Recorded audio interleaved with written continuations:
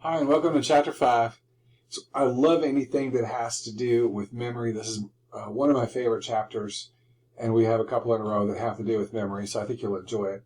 It's a little more accessible than attention.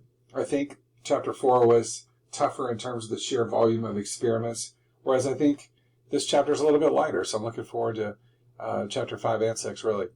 I want to tell you a little anecdote, and I followed it up with a clip in our folder about Clive Waring, who's still with us. I would think he's in the neighborhood of 80. I think he was born in 1944. But he's a famous case study on memory. Clive Waring is from England. He was a very accomplished conductor.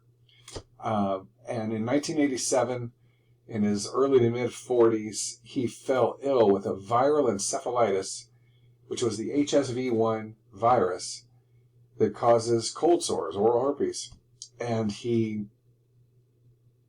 fell ill insofar that the virus attacked his hippocampus, making it impossible for him to form new memories.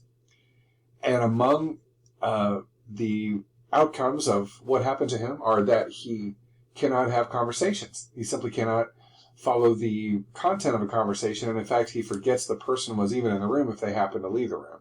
As you'll see, this clip with his wife that was recorded by the BBC, and he's lent himself to a few BBC specials, including right around the time that this happened in the 80s, and in later years since he's been institutionalized with his situation. And his wife and he are both very, I'm not even sure how to phrase it, but generous with their time, allowing themselves to be filmed, even though Clive is clearly, at sometimes, really suffering with his situation. But badly documented Clive Waring, as have others more recently, a musician and broadcaster who, because of brain damage caused by this encephalitis, left with severe anterograde amnesia. And although many people suffer from amnesia, Waring's case is one of the most devastating on record and is badly described, and I think he has a clip here. His amnesia was so dense that he could remember nothing for more than a few minutes, a state that he attributed to having just recovered consciousness. Left to his own devices, he would often be found writing down a time, for example, 3:10, and the note, "I've just recovered consciousness," only to cross out the 3:10 and say the same thing at 3:15 and 3:20. As if his wife left the room for a few minutes, when she returned, he would greet her with great joy. And you'll actually see this in the clip that I have that follows this. So it's a fascinating case study of this person from England. And I would say parenthetically, Baddeley's from England, so maybe that has to do something with how they know each other. But it is in some ways sad, but it's also illuminating. We're very lucky that we have these case studies to show us the manifestation of certain illnesses and outcomes that are unusual with the brain. And in this case, it tells us a lot about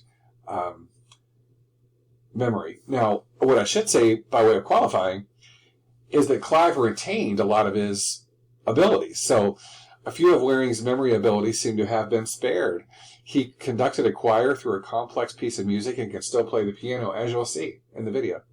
These abilities were the exception rather than the rule, however. Waring could not go out alone because he'd get lost and unable to find his way back, etc. However, his procedural abilities are intact. He can tie a tie, he dresses and bathes and brushes his teeth, and has knowledge of things that he learned before his mid-40s. He knows what Buckingham Palace is. He speaks perfect English, of course.